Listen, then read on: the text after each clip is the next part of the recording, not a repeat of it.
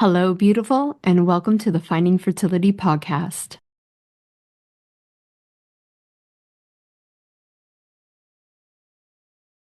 I'm Monica, your mentor in uncovering the hidden layers of your fertility journey. Together, we'll discover the right path for you within the 6 essential steps to creating the family of your dreams. We'll ditch the overwhelm, tune into your intuition, and build a vibrant foundation for your fertility. Whether it's through gut health, subconscious healing, or energetic alignment, you can unlock your body's natural power to get and stay pregnant. Your fertility journey is all about radical responsibility and deeply believing that your body is on your side. It's time to stay consistent, embrace trust, surrender, and create the transformation you deserve. Finding Fertility does not diagnose, prescribe, or treat any fertility issues. What we do is empower you to take control of your health by uncovering the root causes holding you back. Let's do this together. Happy Friday, y'all. Welcome back to another episode of Finding Fertility. I'm your host, Monica Cox, and I am completely honored you're here with me, becoming the conscious mama you were born to be. Today, we are talking about identity, when who you are is what keeps you stuck. This is something I wrote inside the courses, Fertile Energetics and Dreams. Remember, dreams is all of it: the diet, the lifestyle, mindset, energetics, subconscious, awareness, supplementation, gut health 101. But Fertile Energetics is just getting into mindset and energetics and energy, okay? Because a lot of you here already have the physical knowledge. You don't need more information. You need to start applying what you know. Here is something that I wish I would have known way earlier in my journey. Not only in my fertility journey, I carried this on into motherhood and entrepreneurship. But if you can apply it in your fertility journey, and this is what we get into coherence with and we practice inside the courses, is when you keep identifying with the narrative that has been created, right? It's real. You're really going through a fertility struggle right now. But when you keep identifying as that person, that woman, it is going to keep you stuck way longer than you need to be. So this is going to go into a little bit more than just mindset, right? It's important to keep a healthy mindset, but this is how you get yourself out of it. And you might not believe me because it is super simple, but it's so mundane that this is the way that most of us type A women, our nervous systems run. It's so mundane, we just don't think it's working. It's not quick enough. It's not big enough. It's not a big breathwork session. It's not like a shamanic release. All those are important. There might be layers that you need to do around this, but I'm working with a client and she got triggered. She was on like cloud 9 the week before, and then the next session we have, her whole demeanor changed. And I was like, what happened? And she got triggered by friends who were pregnant or friends who have kids. And look, we've all been there. We know exactly how that feels. And maybe you're still in the thick of that. And what happens when we get triggered? And I'm going to use me as an example of what recently just happened in entrepreneurship. Obviously, I put myself out there pretty big time, social media, podcast, and I'm evolving as I'm going. And for some reason, I just randomly caught some reviews on my podcast. And there's this new review just last May, basically about how crappy I am and that I talk about myself, and I should change the cover of the podcast of not being a pregnant woman on a podcast that's all about you getting pregnant. If you don't know, the cover of my podcast is me pregnant I was actually 37 in that photo with my natural pregnancy. I'm claiming that shit big time. And I'm helping you claim that too. In telling you that story, sidebar, if you love this podcast, even if you just like this podcast, even if this podcast is just giving you one nugget of knowledge to get you through these hard times, I would be forever grateful if you went down and left a rating and review, a true, honest rating and review. Maybe help cancel out some of the weird negative ones. Not, I shouldn't have a pregnant woman on a fertility podcast, but I would be forever grateful. Anyways, back to the patterning and back getting triggered and getting ourselves stuck in this reality. If I would have read that podcast 6 months ago, definitely a year ago, definitely 2 years ago, I would have spiraled. I would have spiraled back into all those subconscious beliefs that I wasn't good enough, that this was never going to happen. I'm not qualified enough. Who am I to be doing this work? And I would have ruminated over that and argued with this person in my head and just spiraled for days, if not weeks, over it. Obviously, when I saw a comment, it hurt. I'm still human. And I was just like, man, that sucks. You can't respond to podcast comments, right? It's not like social media where you can leave a rebuttal. And I sat with that feeling for a while. And I was just like, all right, yeah, that is that person's opinion. They're totally entitled to it. That's their life, whatever. Maybe what they said is true for them. And I went back into my closet of tools and said, what can I do to shift this energy and get me the F out of any story that I'm going to start ruminating and patterning about and cause more friction and more harm to myself over what this stranger on the internet thinks of me. And that is the practice. It is mundane AF, and it's constantly showing up for yourself when you catch yourself in the doom and gloom, in the frequency, in the emotion, in the stories, in the thoughts, in the patterns of we are not going to live here anymore. And if you keep identifying and if you keep living in this story consistently, you're always going to get pulled back into it. You're going to get triggered during this journey until you're not triggered anymore. There was a time, a lot of this stuff I did unconsciously. I couldn't articulate how I did it. Maybe it was the gift of time. I don't know because my journey was so long. But right before I had my IVF baby, there was this switch inside of me that I was sick of being that girl, of being that woman, always not a part of the group, not a part of the conversation. I just knew I wasn't, but I knew also that I was putting up guards and I was protecting myself and really creating this other narrative that didn't have to be there for myself. And so I chose to start approaching things differently and using the mindset and telling myself your day's going to come, it's on its way. I'm not joking. Every family member and friend had multiple children before I had my first. And I had more than enough evidence to say that this was never going to work. A natural pregnancy wasn't even in my reality, wasn't even in my meditations or my hope box. It just wasn't there. But I can definitely now articulate to you what's happening.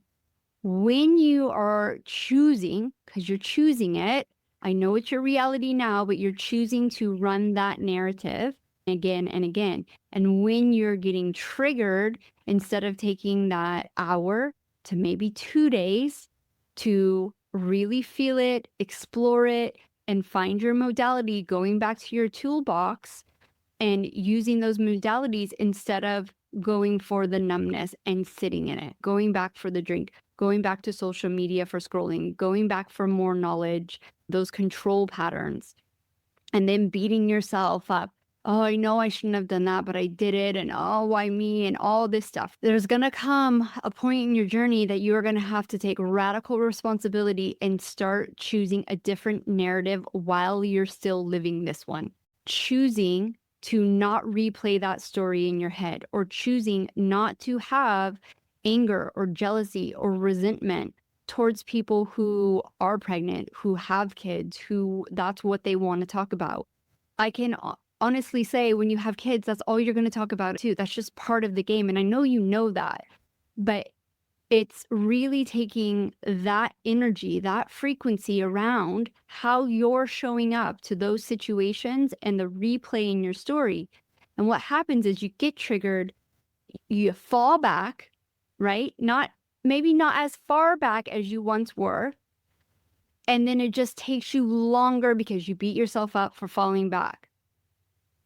So the trick, the hack is to catch yourself. Okay, I'm having a glass of wine right now. Okay, I'm only going to have one. I'm going to allow myself to have this one glass of wine. I'm not going to have 3 or 4 because then I know I'm going to feel like crap. And then I know my gut health is going to go down. I'm going to stop here. Or you catch yourself on social media, scrolling or searching, Googling, chat GPTing it up, right? You catch yourself. Nope, we're not this woman anymore. I am not going to sit in this story. Now, you put the numbness down, whatever it is. Even if you go back 5 minutes later, or even if you give in to that second glass of wine, you then tell yourself again, I'm not going to do this. You know how I stopped drinking? And this is before I was able to articulate this stuff. And I think even before I got all my training in Psyche and all this stuff, right? I knew the subconscious mind. I knew what it was all about. So every single night I went to bed and I told myself, obviously I was in theta state. As you're falling asleep, that's your natural theta state. And I would sit there and just tell myself, I'm not going to have a drink tomorrow.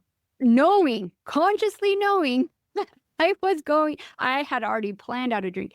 And let me set the scene. I wasn't an alcoholic by this stage. I liked my drink in the afternoons, right? But I knew it wasn't serving my highest purpose, physically, mentally, being a mother. I knew that if I kept going, I would get sucked into more drinking than I didn't want to be doing. So I kept telling myself every single night in theta state, and it took me about 6 months. Now, look, we can do this a lot quicker than 6 months, but this was just my journey. And I woke up March, and I told my husband, I'm going to take April off. April 1st, April Fool's Day. I think it was like a new moon. I was like, this is going to be my jam. And he laughed at me and that's not going to happen. We're going back to San Diego for Easter and we're spending it with your family who are all high functioning alcoholics and like to have a good time. And I said, no, I feel it in my bones. This is different. I'm not going to do it. And I didn't do it. And then I didn't set a time limit on it. I'm just going to let's see how it goes. Let's just go. Let's go. And the first time I had a drink was for my 20-year wedding anniversary last year. Had a little bit of Prosecco because we got a couples massage. And I just said to myself, like, you're so in control that because there was a lot of still fear behind if I just have a drink here or there, will I get back into my old patterns? Like I needed time for my old patterns never to come back and to consistently show myself in the physical reality you can get into quantum physics here, what is it called? To collapse that time. You take 2 points, they collapse. That reality is completely gone for you now and it doesn't control you. That pattern isn't there. Now, there was times in the early stages where I got triggered and the first thing I wanted to do was have a drink and I had to find something else to calm my nervous system instead of going back to that old pattern. And that consistency of showing up for yourself in the real world is where the magic is. This is why you see people relapse because they're still holding on to the identity of who they are. When people tell me that they're recovering alcoholics, I don't say it out loud, but in my head, I'm like, no, you're not. You just don't drink anymore. End of story. You're not recovering from anything. But that narrative keeps them a little bit stuck to the story of who they used to be. Real lasting change, like really breaking down those patterns and those old storylines, is the consistency in the mundane and showing up to do a contradictory action after you already cleared any kind of BS that was associated with the habit in the first place. I can almost guarantee 100% of you listening right now are running the control pattern. If you don't control your journey, it's not going to work out for you. And so this conversation that I was having with my client, it was just like, okay, has that worked out? Has that control worked out over the last few years? No. Okay.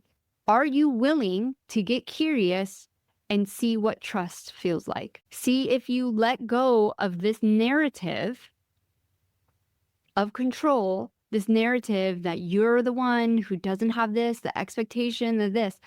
Are you willing to get curious and see what happens? The time's going to pass anyways. Are you going to be willing enough to see how this works out for you? Remember, I can't promise you a baby. That's not my job.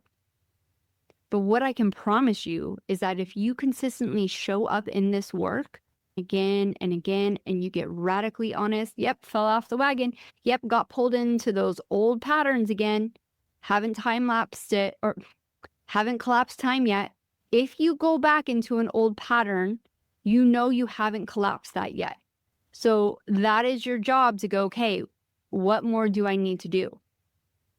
Trust me, that what more do I need to do is painful because you feel like you have done it all. But I'm telling you, if that pattern is still running there, you haven't collapsed it yet. So there is still more work to do. Now be graceful with yourself when you're doing that work. We're the only ones judging us.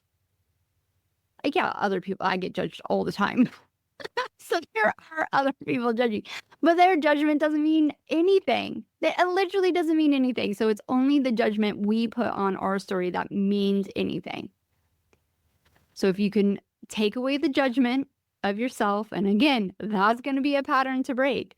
So when this is feeling like really heavy and just like it's too much, it's because there is a lot. That's the honest truth. There is a lot. But if you just choose one thing, okay, I'm not going to identify with my diagnosis anymore. I'm not going to identify as someone who is infertile. Because I can promise you, most of you here are not infertile. You are dealing with a fertility issue, and really you're dealing with a cellular health issue.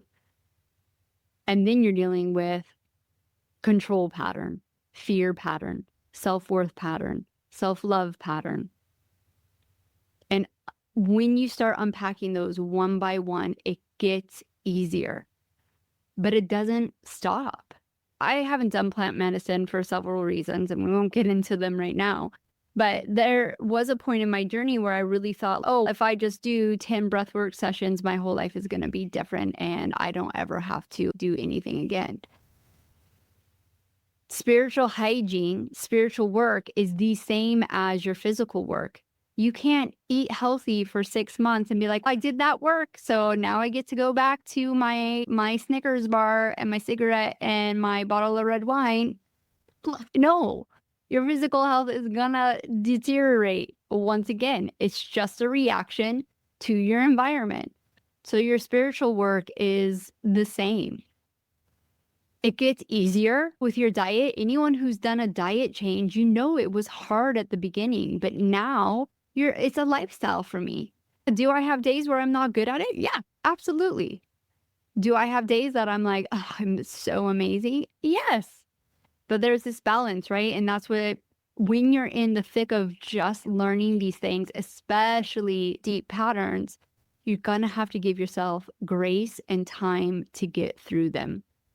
Yes, you can go and get like a shaman to radically release all this energy. I remember having a client once, and she was in my field for a while and then committed to a one-to-one package.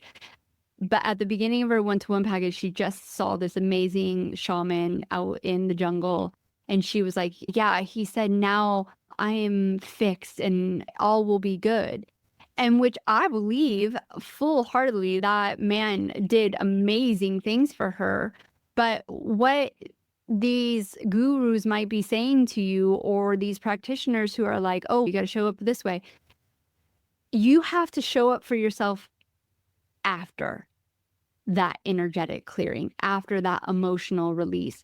After that, you have to do the physical work and start patterning. And this is where the science comes in, the neurons that are wired together. You have to build that new habit, that new pattern. And that's by taking the contradictory action, whether it's a thought, whether it's, I'm in a really crappy mood, I'm going to go hug a tree, whether it's finding a different modality that is not numbing. So you're not reaching for the drink, you're not reaching for your phone, right? Like, hopefully no one's smoking here. So how these identities create loops in the body and the field. So every identity comes with a story, a set of emotions, a frequency, a behavioral pattern, a posture, a breath, a hormonal imprint. This means if you keep identifying as the woman who is struggling or infertile, your nervous system will just stay dysregulated. Your fascia will still stay tight. Your field will keep seeking the same outcome. And you are literally broadcasting, I am still her. Even if you consciously are moving forward, which I know you are, you're doing the work. So this is why the deep change doesn't come from doing more. It comes from dissolving the parts of you that no longer serve the version of you're stepping into.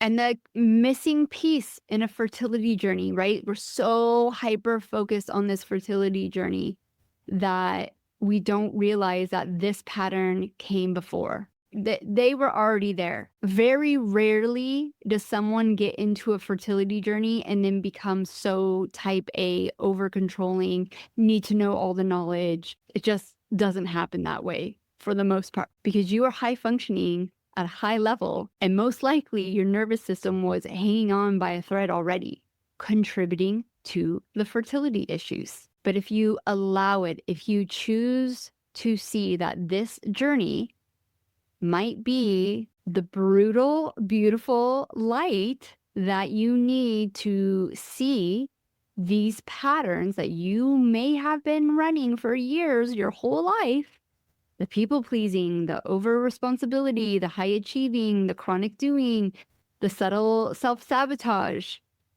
the over identifying with the diagnosis, the struggle, or who you are, your identity, who your family thinks you are.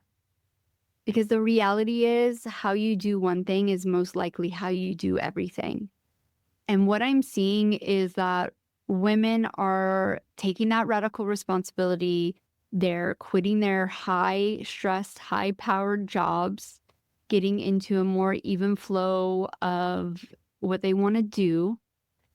But what they're doing is okay, I've released that control there, but now I'm hyper focusing on the control here, the fertility. Why isn't it working?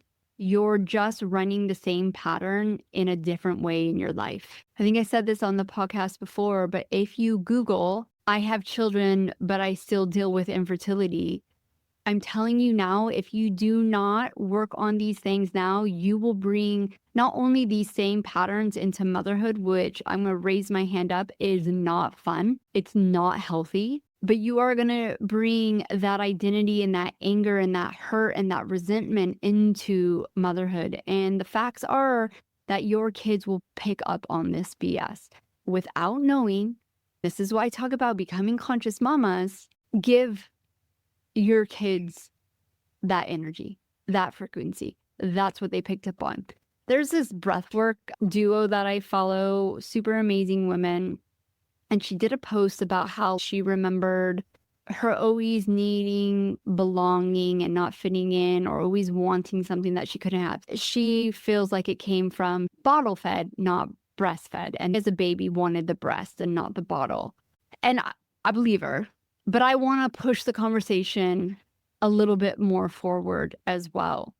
What if it wasn't about the breast or the bottle, but the actual connection and energy from the mother, from the main caregiver, right? What if it was that? Because as we know, your body doesn't identify the difference between being chased by a bear or getting cut off in traffic, right? Your nervous system is firing.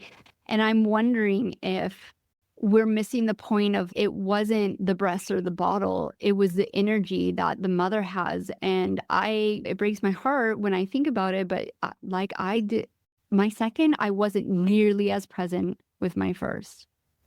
And for many factors, but a lot of old patterns came back for me. A lot of not being worthy, like proving my worth from having a real job and making real money and all this BS, right?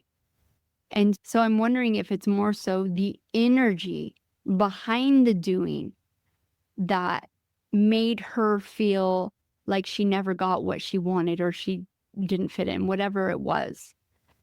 So it's important when you're going through this journey to gain this awareness, this consciousness about there's more than what we see with the connections. My kids are, especially my eldest, are so in tune with things. And I'm on my own journey of now learning this stuff and applying it into motherhood. And I don't have any regrets. Our journeys are our journeys. But if I could go back in time, I would go back even when I had my first son and started learning this stuff and being able to apply it during those younger years of my children's lives. So I really hope that I can give you the gift to do this for yourself now and see and just shift as much as you can. You do not have to be perfect. You don't have to have everything figured out. I truly deeply believe that your children's souls are coming into this world at a certain level of, hey, mom, we're going to figure this out together. But thank you so much for having a certain level of consciousness.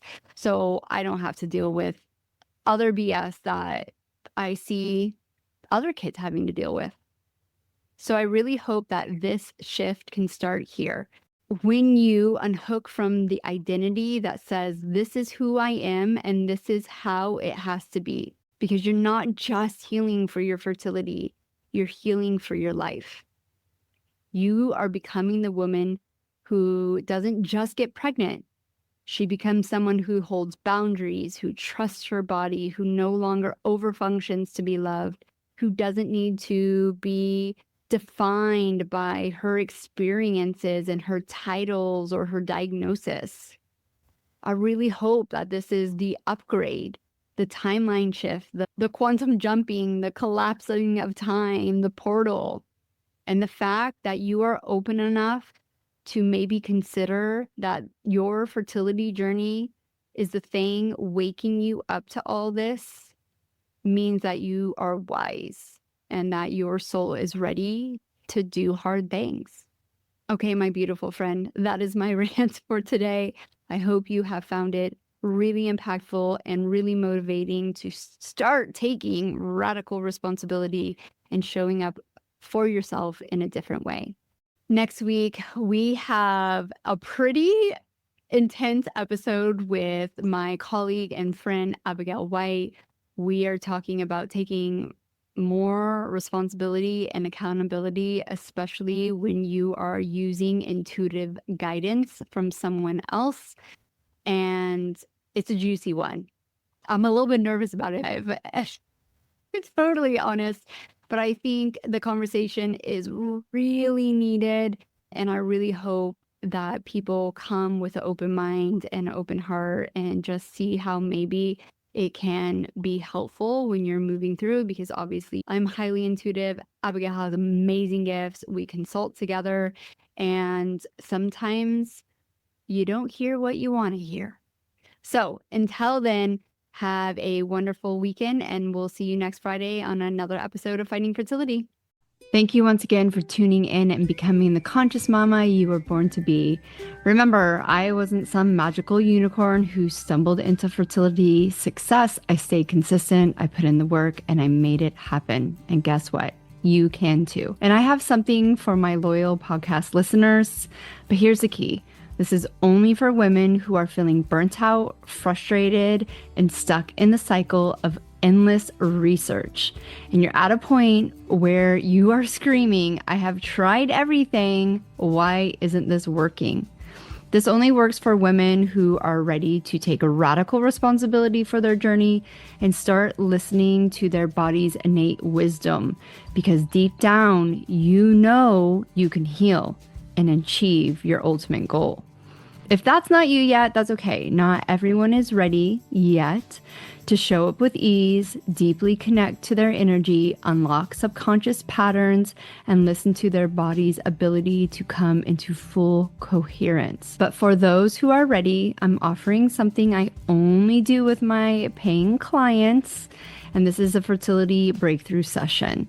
This is the first thing I do, even before I start really deeply working with someone in a coaching package. It's a deep dive session where we look at exactly where you are right now, what's keeping you stuck, and the easy shifts that can change everything. But fair warning, these sessions are very limited and go fast. So if you're interested in checking out my superpower for uncovering exactly what's been overlooked, jump into one of these free calls.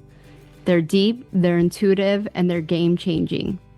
The only way you can access this is if you actually personally message me. You can do it on your favorite platform, IG, TikTok, or at my personal email, monica@findingfertility.co. Not .com, because they wanted $3,000 for the M, with just one word. And that word is dreams. Obviously, DREAMS. And I'll make sure you get that link right away. Remember, this transformation happens when you stay committed to yourself. Trust your body, follow your intuition, make it possible. The links that you need are down below. And if you are still here and you absolutely love this podcast, please take some time and leave me a review and help other women like you find this podcast to get the support they need. Help a sister out. Leave a review today.